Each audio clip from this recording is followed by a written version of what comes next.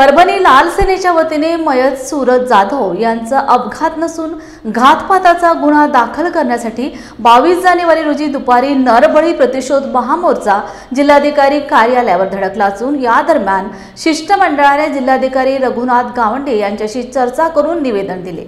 सूरज गंगाधर जाधव यांच्या ब्राह्मणगाव ते रेंगे फायनान्स रस्त्यावर अपघात झाला नसून घातपाताची घटना आहे असे आरोप लाल सेनाचे प्रमुख कॉम्रेड गणपत भिसे यांनी आयोजित मोर्चात केले।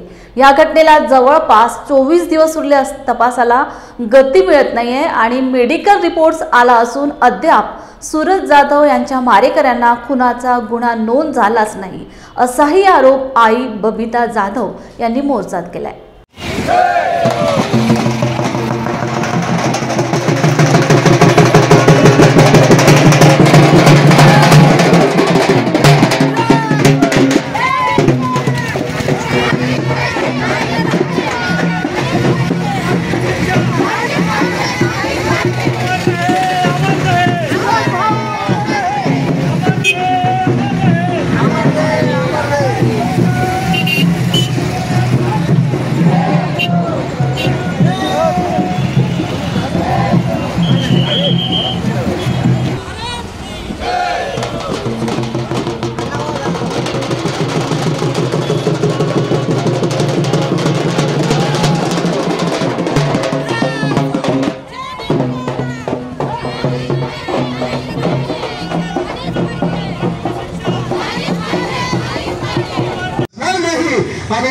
आणि यापुढे न्याय मिळाल्याशिवाय आपल्याला थांबायचं नाही एवढीच आपल्याला या ठिकाणी आवाहन करतो। आणि दोन शब्द बरेच माणसं बोलणार आहेत म्हणून माझं भाषण न लांबवता या ठिकाणी थांबतो। सर्वांना धन्यवाद। लाल सलाम जिंदाबाद, जय अण्णाभाऊ।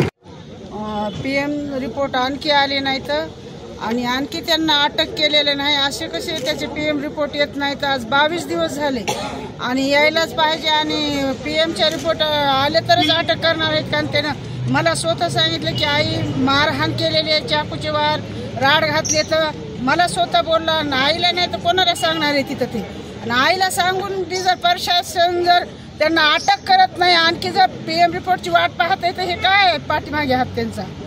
माझ्या मुलाचे हत्येकरी गावात फिरतात, आम्हाला बघून हसतात। मी नाव देऊन बी जर प्रशासन जर त्यांना अटक करत नाहीये, त्यांना अटक केलंच पाहिजे। ह्या 2 दिवसामध्येच अटक केलं पाहिजे त्यांना, हे मी इथं सांगून।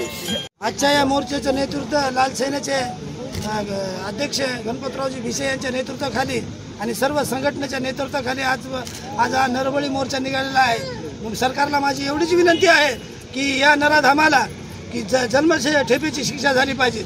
एवढं बोलून माझे 2 शब्द संपवतो। आज मातंग समाजाच्या सर्व संघटनांनी मिळून परभणी जिल्हाधिकारी कार्यालयावर नरबळी प्रतिशोध मोर्चा काढलेला आहे। नरबळीचा अर्थ असा आहे की एखाद्या व्यक्तीला घातपातानं मारायचं आणि मग त्या तपासाला वेगळी दिशा द्यायची। ही जी परंपरा आहे गेल्या अनेक वर्षापासून, शेकडो वर्षापासून ही परंपरा सुरू आहे, आता नव्या स्वरूपामध्ये अपघाताच्या स्वरूपामध्ये समोर आलेली आहे।